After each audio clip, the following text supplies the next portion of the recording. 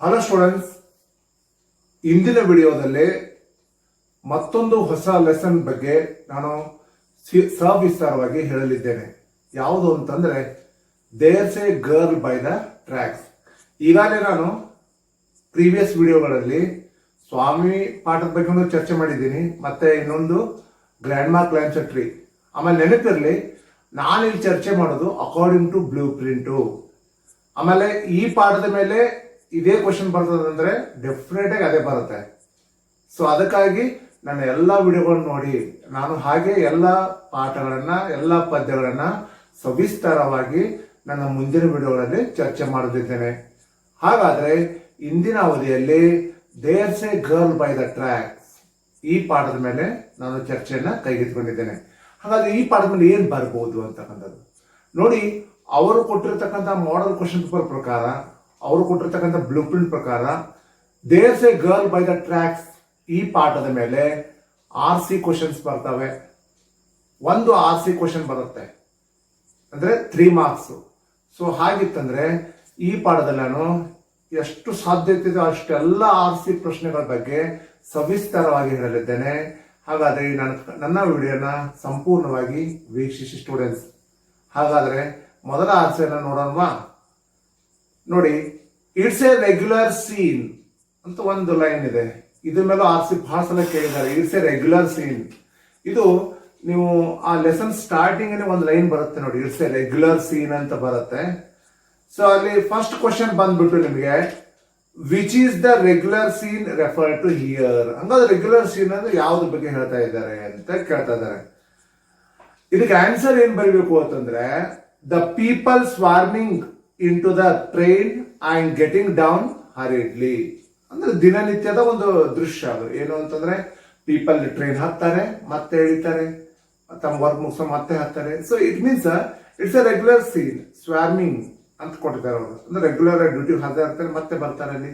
So it's a regular scene ಅಂತ ಹೇಳ್ಬೋದು. So ಇದು ಫಸ್ಟ್ ಕ್ವಶನ್ ಕೂತ್ರ ಅದರಲ್ಲಿ. ಇನ್ನು ಎರಡನೇ ಪ್ರಶ್ನೆ ಯಾವುದು ಅಂತಂದ್ರೆ ಅಲ್ಲಿ where can one find this regular scene ಅಂತ ಕೊಟ್ಟಿದ್ದಾರೆ. ಹಾಗಾದ್ರೆ ಎಲ್ಲಿ ಇಂಥ ಒಂದು ಸೀನ್ ಅನ್ನ ನೋಡಬಹುದು? ವೇರ್ ಕ್ಯಾನ್ ವಿ ಫೈಂಡ್ ಅಂತ ಕೇಳಿದ್ರೆ in metropolis cities are in highly populated cities. Highly populated cities ಅಂದ್ರೆ ಲೈಕ್ ಬೆಂಗಳೂರು, ಚೆನ್ನೈ, ಹೈದರಾಬಾದ್, ಮುಂಬೈ, ಸಾಕಷ್ಟು ಏನು ಹೈಲಿ ಪಾಪ್ಯುಲೇಟೆಡ್ ಸಿಟೀಸ್ ಇದಾವಲ್ಲ ಅಲ್ಲೆಲ್ಲ ಇವನ್ನ ನೋಡ್ತೀವಿ. ಅಂದ್ರೆ ಜನಸಂದಣಿ ಜಾಸ್ತಿ ಇರ್ತಕ್ಕಂಥವು. ಸಿಟಿ ಲೆವೆಲ್ ಆಲ್ಮೋಸ್ಟ್ ಈಗ ಹಳ್ಳಿ ಇರ್ತಕ್ಕಂಥ ಜನರು ಎಲ್ಲ ಆಲ್ಮೋಸ್ಟ್ ಸಿಟಿ ಲೆವೆಲ್ ಹೋಗಿ ಸೆಟ್ಲ್ ಆಗಿದ್ದಾರೆ. ಯಾಕಂತಂದ್ರೆ ಅವ್ರಿಗೆ ಅರ್ನಿಂಗ್ ಇರಲ್ಲ ಇಲ್ಲಿ ಹಳ್ಳಿಗಳಲ್ಲಿ. ಸೊ ಅದಕ್ಕೆ ಅವರು ಸಿಟಿ ಲೆವೆಲ್ಗೆ ಹೋಗಿ ಅರ್ನಿಂಗ್ ಮಾಡ್ತಾ ಇರ್ತಾರೆ. ಸೊ ಇಟ್ ಮೀನ್ಸ್ ಅವಕ್ಕ ನಾವು ಏನಂತ ಹೇಳ್ಬೋದು, ಹೈಲಿ ಪಾಪ್ಯುಲೇಟೆಡ್ ಮೆಟ್ರೋಪೋಲಿಸ್ ಸಿಟೀಸ್ ಅಂತ ಕರಿತೀವಿ. ಸೊ ಇದು ಎರಡನೇ ಪ್ರಶ್ನೆಗೆ ಉತ್ತರ ಅಂತ ಹೇಳ್ಬೋದು.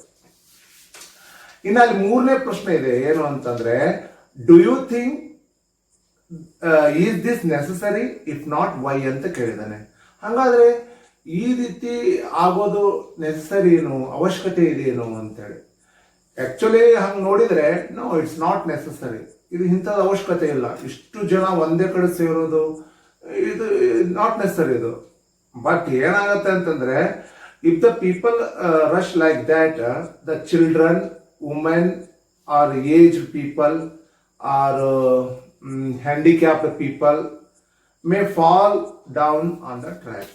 ಏನಾಗುತ್ತೆ, ಇಷ್ಟು ಹೈಲಿ ಪಾಪ್ಯುಲೇಟೆಡ್ ಸಿಟೀಸ್ಗಳಲ್ಲಿ ಜನ ತುಂಬಾ ತೊಂದರೆ ಅನುಭವಿಸ್ತಾರೆ. ಯಾಕಂದ್ರೆ ಸೋ ಮೆನಿ ಹ್ಯಾಂಡಿಕ್ಯಾಪ್ಡ್ ಪೀಪಲ್ ಇರ್ತಾರೆ, ದೆನ್ ಏಜ್ಡ್ ಪೀಪಲ್ ಇರ್ತಾರೆ, ಆಮೇಲೆ ಚಿಲ್ಡ್ರನ್, ವುಮೆನ್ ಇರ್ತಾರೆ. So it means they face many troubles, especially in highly populated cities. ನೀವು ದೊಡ್ಡ ದೊಡ್ಡ ಸಿಟೀಸ್ಗೆ ಹೋದಾಗ ಇವರೆಲ್ಲ ಜಾಸ್ತಿ ಟ್ರಬಲ್ ಅನ್ನ ಅನುಭವಿಸ್ತಾರೆ ಅಂತಕ್ಕಂಥದ್ದು. ಸೊ ಅದಕ್ಕೆ ನಾನು ಹೇಳಿದ್ದು ನೋ, ಇಟ್ಸ್ ನಾಟ್ ನೆಸಸರಿ ಅಂತ. ಹೌದಲ್ವಾ? ಸೊ ಇದು ಮೂರನೇ ಪ್ರಶ್ನೆ ಉತ್ತರ. ಆಮೇಲೆ ಇನ್ನೊಂದು RC ಅನ್ನ ನೋಡೋಣ. ಏನು ಅಂತಂದ್ರೆ there's a girl by the tracks. ನೋಡಿ, ಆ ಲೈನ್ ಇದೆಯಲ್ಲ, ಪಾಠದ ಲೈನು, ಅದನ್ನೇ ಅವನು RC ಕೇಳಿದ್ದಾನೆ ಸಾಕಷ್ಟು ಸಲ.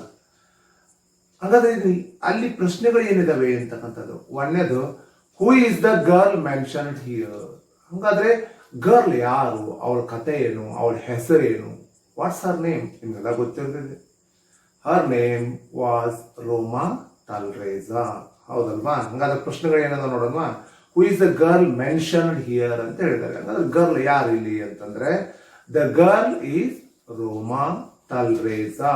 ಹಂಗಾದ್ರೆ ಅಲ್ಲಿ ಬಿದ್ದಂತ ಹುಡುಗಿ ಹೆಸರು ಏನು ಅಂತ ಕೇಳಿದರೆ ರೋಮಾ ತಲ್ರೇಜಾ ಅಂತ ಹೇಳ್ಬೋದು. ಹಾಗಾದ್ರೆ ಅಲ್ಲಿ ಇನ್ನೊಂದು ಪ್ರಶ್ನೆ ಕೇಳಿದ್ದಾನೆ, ಏನು ಅಂತಂದ್ರೆ why was there no response. ಯಾಕೆ ಆಕೆಗೆ ರೆಸ್ಪಾನ್ಸ್ ಬರಲಿಲ್ಲ? ಅಲ್ಲ ರೀ, ಒಂದು ಟ್ರೈನ್ ನಿಂದ ಬಿದ್ದಾಗ ರೆಸ್ಪಾನ್ಸ್ ಹೆಂಗ್ರಿ ಬರುತ್ತೆ? ಸಾಧ್ಯನೇ ಇಲ್ಲವಲ್ಲ. ಸೊ ಅದಕ್ಕಾಗಿ ಬಟ್ ಅವ್ರ ಪ್ರಶ್ನೆ ಏನು, ಯಾಕೆ ರೆಸ್ಪಾನ್ಸ್ ಬರಲಿಲ್ಲ? ಯಾಕೆ ಅಂತಂದ್ರೆ ಸಿ ಬಿಕೇಮ್ ಅನ್ಕಾನ್ಸಿಯಸ್, ಅಂದ್ರೆ ಏನೋ ಪ್ರಜ್ಞೆ ತಪ್ಪಿದ್ದಿದ್ರು, ಅದಕ್ಕೆ ಬರಲಿಲ್ಲ ಅಂತ ಹೇಳಿ. ಏನ್ ಸುಲಭ ಇರ್ತವೆ, ಏನ್ ಕಷ್ಟ ಇರಲ್ಲ. ಆಮೇಲೆ ಇನ್ನೊಂದು ಪಾಯಿಂಟ್ ಹಾಕ್ಬೋದು, C was injured seriously and because of that C became unconscious, ಅಂದ್ರೆ ಏನು ಇಂಜೋರ್ಡ್ ಆಗಿತ್ತು. ಆಮೇಲೆ ಇನ್ನೊಂದೇನು ಅಂತಂದ್ರೆ ಪ್ರಜ್ಞೆ ತಪ್ಪಿದ್ರು. ಅನ್ಕಾನ್ಸಿಯಸ್ ಅಂದ್ರೆ ಏನು? ಪ್ರಜ್ಞೆ ತಪ್ಪೋದು ಅಂತ ನಾವೇ ಹೇಳ್ತೇವಲ್ಲ ಅದು. ಆಮೇಲೆ ಇನ್ನೊಂದು ನೆನಪಿರ್ಲಿ, ಕಾನ್ಸಿಯಸ್ ಅಪೋಸಿಟ್ ವರ್ಡ್ ಏನಂತ ಹೇಳ್ತಾರೆ? ಅನ್ಕಾನ್ಸಿಯಸ್ ಅಂತ ಹೇಳ್ಬೋದು. ಅಲ್ಲಿ ಇನ್ನೊಂದು ಪ್ರಶ್ನೆ ಇದೆ ನೋಡಿ, ಏನು ಅಂತಂದ್ರೆ why did the voices cried out ಅಂತ ಕೇಳಿದಾರೆ ಒಂದು ಪ್ರಶ್ನೆ. ಅಲ್ಲಿ ಯಾಕೆ ಜನ ಚೀರಿದ್ರು? ಯಾಕೆ ಚೀರಿದ್ರು ಅಂದ್ರೆ ಹುಡುಗಿ ಬಿದ್ದಿದ್ರು, ಟ್ರೈನ್ ನಿಂದ ಹುಡುಗಿ ಬಿದ್ದಿದ್ರು, ಅದನ್ನ ನೋಡಿ ಚೀರಿದ್ರು ಅಂತ ಹೇಳ್ಬೋದು. ಹಾಗಾದ್ರೆ ಇಂಗ್ಲಿಷ್ನಾಗ ಯಾವ ರೀತಿ ಹೇಳ್ಬೋದು? The people saw ರೋಮಾ falling from the train on the tracks. So people ಕಣ್ಣಾಗ ನೋಡ್ತಾರೆ, ಅಬ್ಬ ಒಂದು ಹುಡುಗಿ ಅಲ್ಲಿಂದ ಟ್ರೈನ್ ಅಲ್ಲಿ ಬಿತ್ತು ಅಂತ. So it means they saw ರೋಮಾ was falling from the train on the tracks. ಹೌದಲ್ವಾ? ಸೊ ಅದಕ್ಕಾಗಿ ಜನ ಅಲ್ಲಿ ಚೀರಿದ್ರು ಅಂತಕ್ಕಂಥದ್ದು ಆನ್ಸರ್. ಇನ್ನೊಂದು ಪ್ರಶ್ನೆಯನ್ನ ನೋಡೋಣ. ನೋಡಿ, ಇಲ್ಲಿ ಏನೇ ಇರ್ಬೋದು, ಅಲ್ಲಿ ಜನ ನೋಡಿದ್ರು, ಚೀರಿದ್ರು, ಎಲ್ಲ ಓಕೆ. ಬಟ್ ಅಲ್ಲಿ ಹೆಲ್ಪ್ ಮಾಡಕ್ ಬಂದವನು ಯಾರು ಅಂತಕ್ಕಂಥದ್ದು. ಅಲ್ಲಿ ಒಬ್ಬ ಯುವಕ ಬಂದ, ಅವನ ಹೆಸರು ಬಾಲೇಶ್ವರ್ ಮಿಶ್ರಾ ಅಂತೇಳಿ. Basically was the high school drop out. ಅವನು ಹೈಸ್ಕೂಲ್ ಡ್ರಾಪ್ ಔಟ್, ಬಟ್ ಅವನ ಮನಸ್ಸು ಎಂತಾದ್ ನೋಡಿ, ಮತ್ತವ್ರಿಗೆ ಹೆಲ್ಪ್ ಮಾಡಬೇಕು, ಅವರನ್ನ ಬಚಾವ್ ಮಾಡಬೇಕು ಅಂತಕ್ಕಂಥ ಮನಸ್ಸು. ಹಂಗಾದ್ರೆ ಏನಿದೆ ಪ್ರಶ್ನೆ ನೋಡೋಣ ನೋಡಿ. ಬೆಹನ್ಜಿ ಆಪ್ ಠೀಕ್ ಹೈ he asked, but there was no response and no help in sight. ಯಾವಾಗ ರೋಮಾ ಬೀಳ್ತಾಳೆ ಅವಾಗ ಅವ್ನು ಬಂದು, ಸಹೋದರಿ ಆರಾಮಿದ್ಯಾ, ಏನಾಗಿಲ್ವ ನಿಮ್ಗೆ ಅಂತ ಕೇಳ್ತಾನೆ. ಆಪ್ ಠೀಕ್ ಹೈ ಅಂತ ಕೇಳ್ತಾನೆ. But there was no response. ಅದು ಹೆಂಗ್ರಿ ಕೊಡೋಕ್ಕಾಗತ್ತೆ? ನಾವು ಆಲ್ರೆಡಿ ಹೇಳಿದ್ದೀವಿ, ಸಿ ಬಿಕೇಮ್ ಅನ್ಕಾನ್ಸಿಯಸ್ ಅಂತ ಹೇಳಿದ್ದೀವಿ. So there was no response. ಅಲ್ಲಿ ರೆಸ್ಪಾನ್ಸ್ ಬರೋಕ್ಕೆ ಸಾಧ್ಯನೇ ಇಲ್ಲ. ಹಾಗಾದ್ರೆ ಪ್ರಶ್ನೆಗಳು ಏನದಾವ ನೋಡೋಣವಾ? ಫಸ್ಟ್ ಕ್ವಶನ್ ನೋಡಿ, who does behenji refer to here ಅಂತ ಕೇಳಿದ್ದಾರೆ. ಅಂದ್ರೆ ಏನು? ಬೆಹನ್ಜಿ ಅಂದ್ರೆ ಯಾರು? ಆಸ್ ಯೂಸ್ವಲ್ ನಿಮ್ಗೆ ಗೊತ್ತಿದೆ, ಅದೇ ರೋಮಾ ತಲ್ರೇಜಾ. ಅಂದ್ರೆ ಬೆಹನ್ಜಿ ರೆಫರ್ಸ್ ರೋಮಾ ತಲ್ರೇಜಾ. ಏನಿರಲ್ಲ ರೀ, ಬಹಳ ಸುಲಭ ಪ್ರಶ್ನೆಗಳಿರ್ತವೆ. ಸೊ ಅವನ್ನ ನೀವು ಅರ್ಥ ಮಾಡಿಕೊಂಡು ಅದಕ್ಕೆ ಆನ್ಸರ್ ಅನ್ನ ಬರಿಬೇಕಾಗತ್ತೆ. ಹಂಗಾದ್ರೆ ಅಲ್ಲಿ ಎರಡನೇ ಪ್ರಶ್ನೆ ಏನಿದೆ ಅಂತ ನೋಡೋಣ. ಹೂಸ್ ವಾಯ್ಸಸ್ ವರ್ ದೀಸ್ ಅಂತ ಕೇಳಿದಾನೆ.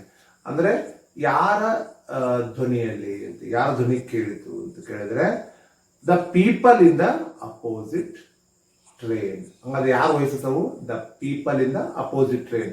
ಅಲ್ಲಿ ಅದೇ ಸಂದರ್ಭದಲ್ಲಿ ಒಂದು ಅಪೋಸಿಟ್ ಟ್ರೈನ್ ಹೋಗ್ತಾ ಇತ್ತು, ಅಲ್ಲಿ ಅವ್ರು ಚೀರಿದ್ರು ನೋಡಿ ಅಂತೇಳಿ ಹೇಳ್ಬೋದು. ಹಂಗಾದ್ರೆ ಅಲ್ಲಿ ಇನ್ನೊಂದು ಪ್ರಶ್ನೆಯನ್ನ ಕೊಟ್ಟಿದ್ದಾರೆ, ಏನು ಅಂತಂದ್ರೆ ಹೂ ಟುಕ್ ಹರ್ ಟು ಹಾಸ್ಪಿಟಲ್ ಅಂತ ಹೇಳಿದ್ದಾರೆ. ಹಂಗಾದ್ರೆ ಆಕೆಯನ್ನ ಆಸ್ಪತ್ರೆಗೆ ಕರ್ಕೊಂಡು ಹೋದವ್ರು ಯಾರು ಅಂತಕ್ಕಂಥದ್ದು ನಿಮ್ಗೆ ಗೊತ್ತಾಯಿದೆ, Baleshwar Mishra. Baleshwar took her to hospital ಅಂತ ಹೇಳ್ಬೋದು. ಸೊ ಈ ರೀತಿ ಇವತ್ತು ನಾನು ಸಾಕಷ್ಟು ಆರ್ಟ್ಸ್ಗಳ ಬಗ್ಗೆ ಚರ್ಚೆ ಮಾಡಿದ್ದೀನಿ. ಮತ್ತೆ ನಾಳಿನ ವಿಡಿಯೋದಲ್ಲಿ ಕೂಡ ಈ ಆರ್ಟ್ಸ್ಗಳು ಕಂಟಿನ್ಯೂ ಇರುತ್ತೆ. ನಾನು I have already told you, ನಿಮ್ಗೆ ಆಲ್ರೆಡಿ ಹೇಳಿದ್ದೀನಿ. ಏನು ಅಂತಂದ್ರೆ there's a girl by the tracks. ಈ ಪಾಠದ ಮೇಲೆ ಬರೀ ಆರ್ಸಿ ನೋಡ್ಕೊಳ್ಳಿ.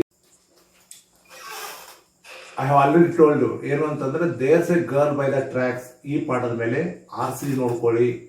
ಡೆಫಿನೆಟ್ ಆಗಿ RC ಮೇಲೆ 3 ಮಾರ್ಕ್ಸಿನ ಒಂದು ಬಂದೇ ಬರುತ್ತೆ. ನಾನು ಎಲ್ಲ RCಗಳನ್ನ ಡಿಟೇಲ್ ಆಗಿ ಸವಿಸ್ತಾರವಾಗಿ ನಿಮ್ಮ ಮುಂದೆ ಪ್ರಸ್ತುತಪಡಿಸ್ತೀನಿ. ಅದಕ್ಕಾಗಿ ನೀವು ಮಾಡಬೇಕಾದ್ದು ಇಷ್ಟೇ, ನಾನು ಬಿಟ್ಟಿರ್ತಕ್ಕಂಥ ಎಲ್ಲ ವಿಡಿಯೋಗಳನ್ನ ಸಂಪೂರ್ಣವಾಗಿ ನೋಡಿ.